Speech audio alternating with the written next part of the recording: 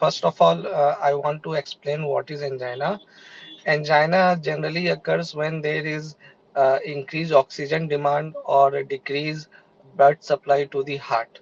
अगर पेशेंट को उसके जो दिल है उसमें ब्लड में कहीं रुकावट होती है, जैसे कि एथेरोस्क्लेरोसिस हो जाने के कारण से प्लाक बन जाता है और ब्लड सप्लाई कम होती है, तो एंजाइना होता है। और या फिर ऑक्सीजन डिमांड बढ़ जाता है तो एंजाइना होता है। ये तीन तरीका का होता है, एक स्टेबल होता है, अनस्टेबल होता है और प्रिजमेंटल एंजाइना होता है। स्टेबल और अनस्टेबल जो होता है वो ब्लड सप्लाई के कम हो जाने के कारण से होता है, जैसे कि प्लाक या एथेरो या क्लॉट हो गया उसके कारण से होता है।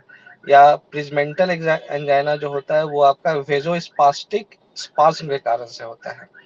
और जो इसमें जो एडवाइस जो मेरा है वैसे पेशेंट को कि ये है what to eat and what not to eat. High saturated fat diet जो है उनको अवॉइड करना चाहिए, जैसे कि रेड मीट हो गया, बीफ हो गया, बटर हो गया, जिसमें हाई सैचुरेटेड फैट होता है उनको नहीं खाना चाहिए। और लो सैचुरेटेड फैट वो खा सकते हैं।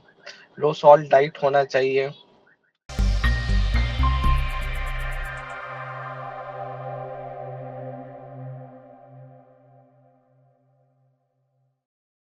Some most common angina triggers are exercise, exposure to cold, exposure to cold हो गया आपका, एक्सरसाइज हो गया, इमोशनल स्ट्रेस हो गया, एग्जर्शन हो गया। This are the common and routine triggers during eating. हम खाने के समय भी हमें अंजाइना हो सकता है। और जब हमें अंजाइना हो तो हमें उसका लॉग जरूर बनाना चाहिए कि किस कारण से, किस टाइम पे और क्यों हो रहा है। इससे हमें पता चलेगा उस ट्रिगर के बारे में और उसको हम लोग अवॉइड कर सकेंगे। तो लॉग बनाना बहुत ही इंपॉर्टेंट है हर एक पेशेंट को जो कि जिनको एंजाइना हो रहा है। एक रिकमेंड एंजाइना भी होता है जो कि रात में सोने समय होता है।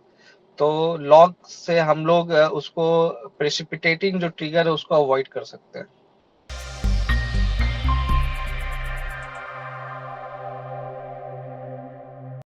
Beta blockers to some extent also cause headaches.